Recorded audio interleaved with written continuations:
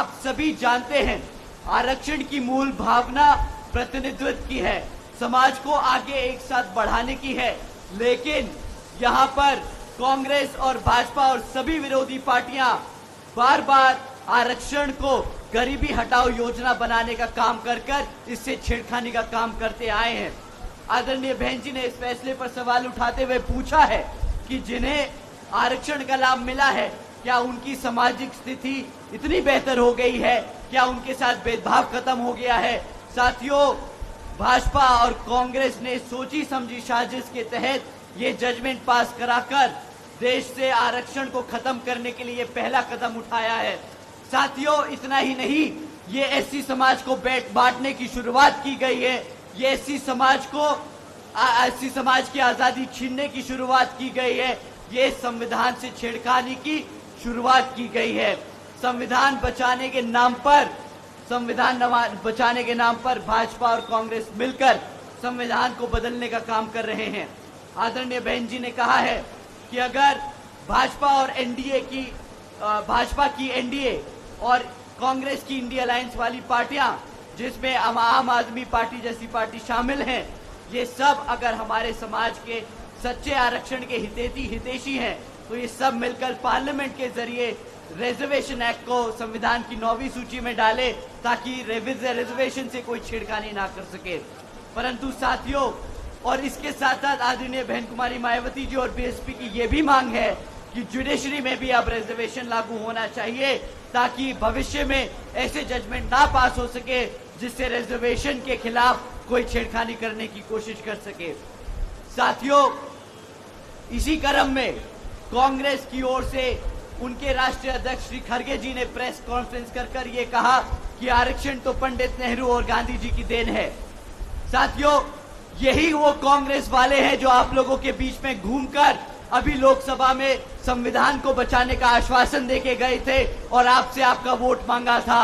हमारे सभी SC ST भाइयों से मैं पूछना चाहता हूं, क्या ये कांग्रेस वाले आप लोगों के बीच में घूमकर आपको संविधान को बचाने की आश्वासन देकर गए थे कि नहीं देके गए थे? हाथ उठाकर बताइए हमारे सभी एससी एसटी भाई। साथियों, जब ये जजमेंट पास हुआ तो आदरणीय बहन कुमारी मायावती जी ने इन्हीं कांग्रेस वासियों से पूछा कि भाई, जब आरक्षण के खिलाफ ये जजमेंट पास हुआ था तो तुम लोग कहां थे? तुमने हमारे समाज का वोट तो मांग लिया, उन्होंने वोट भी डाल दिया, परंतु जब आरक्षण के खिलाफ ये जजमेंट पास हुआ तो तुम लोगों ने क्यों उसके खिलाफ आवाज नहीं उठाई? पर राहुल गांधी जी जो आपके बीच में घूमकर आपसे वोट मांग रहे थे, वो तो विदेश छोड़कर या देश छोड़कर विदेश भाग गए और खड़गे जी को आगे कर दिया। और खड़गे जी भी एक कदम आगे बढ़ के बोलते हैं कि ये तो आरक्षण पंडित नेहरू और गांधी जी की देन थी। मैं राहुल गांधी जी से पूछता हूं कि जब आपने हमारे समाज का वोट मांगा, तो जब ये आरक्षण के खिलाफ जजमेंट पास हुआ, तो क्यों आप सुप्रीम कोर्ट में जाके इसके खिलाफ नहीं लड़े? साथियों, राहुल गांधी जी विदेश जाकर बोलते हैं कि जिस दिन कांग्रेस का अच्छा समय आएगा, वो संविधान से आरक्षण खत्म करने का काम करेंगे। बताइए, क्या ये हमारे एससी समाज से धोखा है कि नहीं? कांग्रेस वालों ने हमारे एससी समाज के साथ धोखा किया कि नहीं? हाथ उठाकर बताइए मेरे साथियों कि किया कि नहीं। साथियों, इतना ही नहीं, इनके खड़गे जी जो पंडित नेहरू और गांधी जी को इसका श्रेय देते हैं, आरक्षण का श्रेय देते हैं, उनसे मैं पूछना चाहूंगा कि भाई, इन जैसे नेताओं को, जिनको बाबा साहब के संघर्ष नहीं दिखते, जिन्होंने संविधान लिखा और संविधान में हमारे एससी एसटी और पिछड़े भाइयों के लिए आरक्षण की व्यवस्था तय करी, अगर ऐसे नेताओं को, कांग्रेस को बाबा साहब का आरक्षण नहीं दिखता, तो आपको क्या लगता है हमारे समाज के लिए ये लोग आपका वोट लेकर पार्लियामेंट में, विधानसभा में हमारे समाज के लिए लड़ने का काम करेंगे कि नहीं? मैं नहीं समझता कि ये कांग्रेस वाले हमारे समाज के हितैषी हैं। साथियों, ये लोग जो बाबा साहब को नकारते हैं, इन लोगों से दलित या आरक्षण विरोधी तो है ही है। ये लोग दलित इतने विरोधी थे कि जब संविधान कमेटी के सदस्य चुने जा रहे थे, तो बाबा साहब जो इस लोकसभा से चुनकर संसद में जाने का काम कर रहे थे, तो पंडित नेहरू और गांधी जी ने वही कॉन्स्टिट्यूंसी को पाकिस्तान का हिस्सा बनाकर उन्हें पाकिस्तान भेजने का काम किया था। साथियों, जिन लोगों से बाबा साहब बर्दाश्त नहीं हुए, आपको क्या लगता है बाबा साहब का संविधान और आरक्षण आपके लिए बर्दाश्त करेंगे ये लोग? कांग्रेस साथियों, कांग्रेस पार्टी आरक्षण विरोधी थी, आरक्षण विरोधी है और आरक्षण विरोधी रहेगी। साथियों, ये कांग्रेस पार्टी जिन्होंने बाबा साहब को भारत रत्न की उपाधि तक नहीं दी, इन्होंने तो मंडल कमीशन की रिपोर्ट भी लागू नहीं करी। ये लोग, क्या आपको लगता है हमारे समाज के लिए लड़ेंगे? मैं आज आप लोगों को इस मंच के द्वारा मैं आप सबको बताना चाहूंगा कि राहुल गांधी जी, हुड्डा जी, कांग्रेस दलित विरोधी थे, आरक्षण विरोधी थे, दलित विरोधी और आरक्षण विरोधी हैं, दलित विरोधी और आरक्षण विरोधी रहेंगे। आप सब साथियों, राहुल गांधी जी को और राहुल गांधी जी जैसे नेता जो हमारे आरक्षण को खत्म करने की कोशिश कर रहे हैं, आप सबके माध्यम से मैं उन सबको बता देना चाहता हूं कि संविधान हमारी पहचान है और आरक्षण हमारी आजादी आप जैसे नेताओं को छीनने नहीं देंगे। साथियों, हमारे समाज के दलित नेता जो कांग्रेस और भाजपा में जाकर हमारे दलित समाज का, हमारे पिछड़े समाज का वोटों का सौदा करते हैं, आज आप उनकी खुद की हालत देख लीजिए। आप सब ने देखा किस तरह ये पार्टी के लोग, जो नेता हमारे समाज से इन कांग्रेस और भाजपा के पार्टियों में रहते हैं, उन्हें आए दिन स्टेज से उतार दिया जाता है, उन्हें कुर्सियों पे नहीं जमीनों पे बिठाया जाता है, उन्हें आए दिन उनके लिए अपशब्द इस्तेमाल किए जाते हैं। साथियों, ऐसे नेताओं से आप सावधान रहना। ये कांग्रेस में रहकर अपने समाज का वोट बांटने का काम कर रहे हैं। इनका खुद का कोई आदर सम्मान नहीं होता तो हमारे समाज का कोई ये सम्मान नहीं दिला पाएंगे। साथियों, कांग्रेस पार्टी तो हमारे समाज के खिलाफ थी ही। आप सब जो आज यहाँ इस पंडाल में बैठे हैं, मैं आप सबको भाजपा का भी सच आप लोगों के सामने रख देना चाहता हूँ। साथियों, पिछले 10 साल से भाजपा यहाँ सत्ता में आसीन है, परंतु 10 सालों से आज उनके पास एक काम नहीं जो हमारी जनता को वो गिनवा सके। साथियों, आपके बीच में ये जब भाजपा के लोग आपसे वोट मांगने आएंगे तो आप इनसे 3 सवाल कीजिएगा। अपने बच्चों की शिक्षा पे सवाल कीजिएगा, हमारे युवा साथियों के लिए रोजगार पे सवाल कीजिएगा, हमारी माताएं बहनों के लिए जो आसमान छूती हुई महंगाई है उसके लिए सवाल कीजिएगा। साथियों, अगर हम शिक्षा की बात करें तो ये भाजपा वाले पिछले 10 सालों में हमारे बच्चों के 5000 से ज्यादा प्राइमरी स्कूल बंद कर चुके हैं। इतना ही नहीं साथियों, आज जो 2000 से ज्यादा सीनियर सेकेंडरी स्कूल खुले हुए हैं प्रदेश में, वो भी उनसे आधे से ज्यादा प्राइमरी सीनियर सेकेंडरी स्कूल्स में। साथियों, 2000 से ज्यादा जो प्राइमरी सीनियर सेकेंडरी स्कूल खुले हुए हैं, आज आधे से ज्यादा सीनियर सेकेंडरी स्कूल्स में तो पढ़ाने के लिए टीचर्स भी नहीं है। इतना ही नहीं, हमारे बच्चों के लिए जो 2017 से हमारे SC ST OBC समाज के छात्रों के लिए जो स्कॉलरशिप का पैसा है, वो भी इस भाजपा सरकार ने हमारे बच्चों को पैसा रोक रखा है। साथियों, एक तरफ हमारे बच्चों की पढ़ने की संख्या बढ़ती जा रही है और दूसरी तरफ ये भाजपा वाले हमारे बच्चों की पढ़ाई का पैसा रोक रहे हैं। हमारे बच्चों के पढ़ाने वाले स्कूलों में शिक्षक नहीं भर्ती कर रहे और हमारे बच्चों के लिए जो खुले हुए स्कूल थे उन्हें बंद करने का काम किया है। आप ही बताइए साथियों, क्या ऐसी सरकार को आप अपने हलके में घुसने देंगे? आपके बच्चों के साथ, आपके बच्चों की शिक्षा से जिन्होंने खिलवाड़ किया, क्या आप ऐसे लोगों को दोबारा अपने हलके में दोबारा सत्ता में आने देंगे? साथियों, भाजपा में वही मुख्यमंत्री आपके हलके से लड़ रहा है, उसको मुंह तोड़ जवाब देना है। यहां से आप लोग अपनी सपना जी को जिताकर विधानसभा भेजेंगे और अपने बच्चों के लिए एक सुरक्षित भविष्य तय करने का काम करेंगे। साथियों, भाजपा ने सिर्फ एक ही क्षेत्र में तरक्की करी है। जब शिक्षा की बात करते हैं, आए दिन पेपर लीक की खबरें जो हम सुनते आए हैं। साथियों, कोई भी ऐसी सरकारी डिपार्टमेंट नहीं बचा जिसकी भर्ती के परीक्षा के पेपर ना लीक हुए हो। साथियों, हकीकत तो ये है कि भाजपा हो या कांग्रेस, दोनों ही पार्टियां हमारे बच्चों के भविष्य से खिलवाड़ करती आई है। एक सरकार में रहकर हमारे बच्चों को परेशान करती है तो दूसरी विपक्ष में बैठकर हमारे बच्चों के लिए आवाज नहीं उठाती। आप सभी बताइए, क्या ऐसी पार्टियों को आप दोबारा यहां पर आने देंगे कि नहीं? साथियों, एक तरफ भाजपा है और दूसरी तरफ कांग्रेस, जो गरीब विरोधी नीतियों पर चलकर हमारे सभी साथियों को, हमारे सभी बच्चों को पढ़ने लिखने से दूर रखती है। और दूसरी तरफ आदरणीय बहन कुमारी मायावती जी की नीतियां हैं, जिसके तहत चलकर यूपी में बसपा की सरकार के चलते हुए सावित्रीबाई फुले बालिका शिक्षा योजना चलाई गई थी, जिसके तहत 7 लाख से ज्यादा बच्चियों को 12वीं तक की शिक्षा देने के लिए आदरणीय बहन कुमारी मायावती जी ने 600 करोड़ से ज्यादा की लागत हमारी बच्चियों के लिए शिक्षा में लगाई थी। इतना ही नहीं, हमारे सभी बच्चों के लिए 6 engineering colleges, 2 homeopathic colleges, 24 polytechnic colleges, 2 paramedical, 6 universities, 200 से अधिक इंटरमीडिएट डिग्री कॉलेजेस, 100 से अधिक ITI, 500 से ज्यादा हाई स्कूल और 5,500 से ज्यादा प्राइमरी स्कूल बनाने का काम किया था। साथियों, उसी तरह जब आप यहां पर अपने गठबंधन की सरकार को सत्ता में लाएंगे तो इतनी बड़ी संख्या में आपके हलके में, आपके प्रदेश में आपके लिए श्री ओम प्रकाश चौटाला जी और यहाँ पर आपकी अपनी सपना आपके हलके में, आपके गांव-गांव में स्कूल खुलवाने का काम करेगी।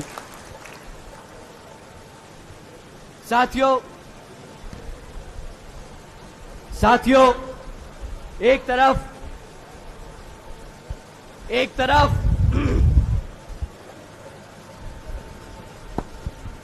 साथियों,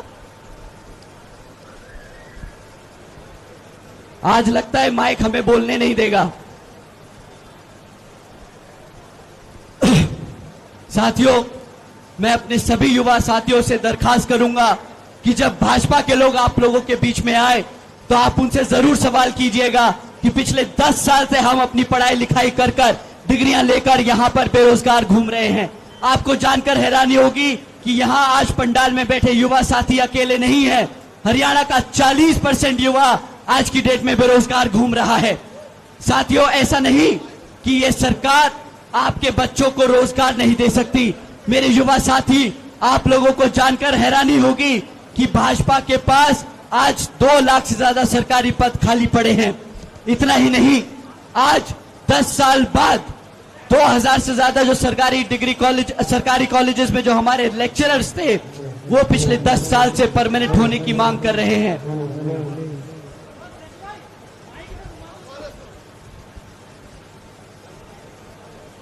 साथियों,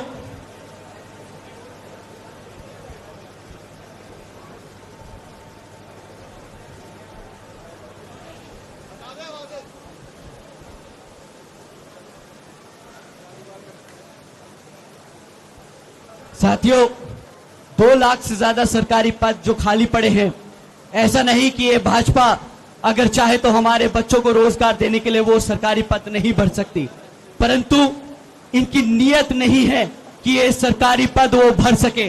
क्योंकि साथियों, जो 2 लाख सरकारी पद हैं, अगर इन्होंने हमारे सभी समाज के बच्चों को वो पद भरकर दे दिए, उन्हें रोजगार दे दिया, तो उसके तहत इन लोगों को वो आरक्षण के तहत उन सरकारी पद को भरना पड़ेगा।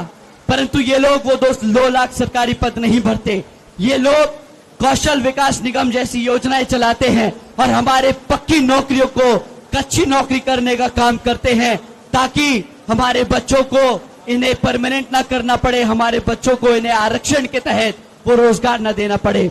साथियों, एक तरफ भाजपा की सरकार है जो काम करना हमारे बच्चों को ना रोजगार देकर उन्हें चाहती है, और दूसरी तरफ हमारी आदरणीय बहन कुमारी मायावती जी की सरकार रही, जिसके तहत चलकर बहन जी ने 90,000 से ज्यादा शिक्षकों को रोजगार दिया था, 1 लाख से अधिक सफाई कर्मचारियों की भर्ती की थी, 2 लाख से अधिक जवानों को पुलिस फोर्स में भर्ती किया था और 30 लाख से अधिक हमारे अपर कास्ट समाज के कमजोर भाइयों को विभिन्न सरकारी विभागों में नौकरी देने का काम किया था।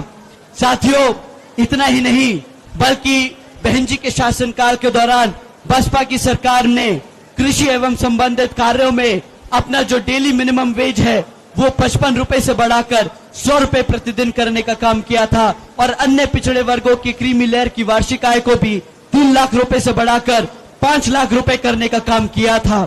हमारे किसान भाइयों को जानकर अच्छा लगेगा कि साथी बहन जी ने गन्ना खरीदी के दाम भी रातों रात दुगने कर दिए थे। साथियों, बहन जी के गवर्नेंस मॉडल के तहत चलकर यही बीएसपी की सरकार ने प्रदेश के सभी समाज के लोगों को अपने पैरों पर खड़ा कर एक स्वाभिमान से जीने का अधिकार दिलाया था। और अब साथियों, अगर हम यहाँ हमारी महिलाओं के बारे में बात करें, जो यहाँ पर सरकार आप लोगों को महंगाई के नाम पर टरकाती आई है, आज कहती है हम गैस सिलेंडर सस्ता कर देंगे, हम यहाँ पर आप लोगों को मुफ्त में राशन दे देंगे। मैं अपनी माताएं बहनों से पूछना चाहूंगा कि आप माताएं, आप सभी को इनसे सवाल करना है कि भाई अगर आप हमें मुफ्त में राशन या गैस का सिलेंडर भी दे देंगे तो उसकी धनराशि सालाना 12,000 से ऊपर की नहीं हो सकती। आप लोग उनसे पूछिएगा कि अगर साल का 12,000 रुपए का मुफ्त का राशन अगर आप लोगों को वाजिब लगता है, आप उनसे जरूर सवाल कीजिएगा कि अगर 12,000 रुपए का राशन वाकिफ है तो हमारे बच्चों की जो महीने की 25,000 की नौकरी बनती है वो कहां है। अगर आपकी बच्ची को, अपने बच्चों के लिए आप रोजगार की मांग करेंगे तो आपको महंगाई की मार नहीं पड़ेगी। आप अपने बच्चों को रोजगार के लिए मांगिएगा, ये मुफ्त में राशन की स्कीमों में मत आइएगा। साथियों, ये लोग बड़े चौड़ से कहते हैं भाजपा वाले कि हमने भारत की 80 करोड़ जनता को मुफ्त में राशन देने का काम किया। मैं इनसे पूछता हूं कि भाई 80 करोड़ जनता को अगर मुफ्त में राशन देने की तुम्हें जरूरत पड़ रही है तो मतलब 80 करोड़ जनता भारत की आज गरीबी रेखा से नीचे है, क्योंकि वो खुद अपना राशन नहीं खरीद सकती।